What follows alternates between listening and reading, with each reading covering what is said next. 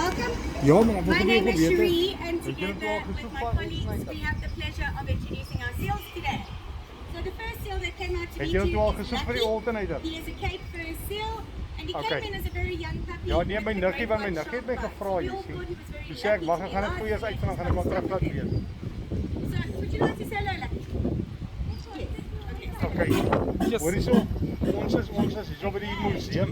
So, he's going to teach us a little bit more about seals today. We're going to start off Ja, with ons his is nou big hier front by die flippers, museum, hier by which he Oceanarium. uses to propel himself forward in the water. Those flippers are very strong. Don't get a fright, he's going to jump off the rock. He can lift his whole body weight up on those. Is heeltemal reg, is heeltemal reg. Ja. At the same time, we saw his back flippers used for steering and taking Ja, ons gesels direction weer, in ons the gesels water. weer. There are 5 Hoorie, ons gaan weer toes, gesels man. together Jammer with dat so 'n 5 bietjie kort af, toenails, ons gaan weer so gesels. you can Kyk. scratch that beautiful Okay. fur. So have you guys ever heard the term sea lion? Okay, so he's not a sea lion, he's a fur lizard, seal. okay. And the only difference is Alfred, that a fur seal kom has so. 2 layers of fur, a sea lion has 1 layer of fur. So if I ruffle his fur up, you'll notice a much lighter and completely dry layer underneath. The top layer referred to as guard hairs traps air in between the 2 layers, so the seal is always nice and dry while swimming. They've also got these big old front flippers, which the seal will use to propel himself forward in the water.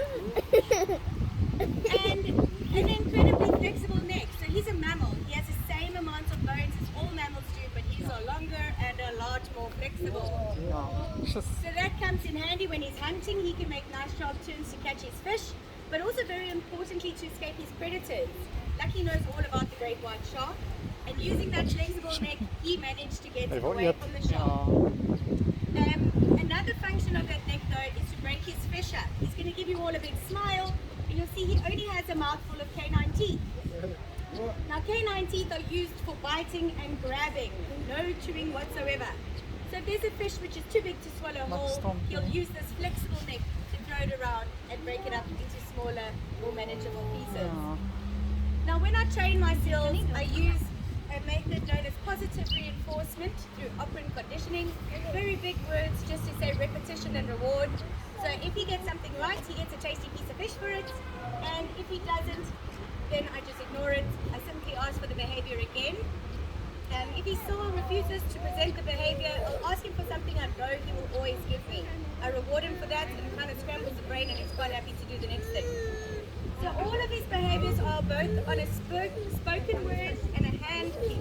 I'm going to give him a few spoken words, and we'll see if Lucky understands me. So, salute, salute, and kiss. So excellent hearing. The pointy structures on the side of his head are his ears. They appear to be very pointy because they rolled up to prevent water from getting into them whilst he's swimming or diving. The sea So I'm lion going to has ask got him for one the same layer 3 of fur. behaviors. I'm going to mix them A up so he seal's got doesn't 2 layers of fur. anticipate what I want. And I'm just going to use my hands this time.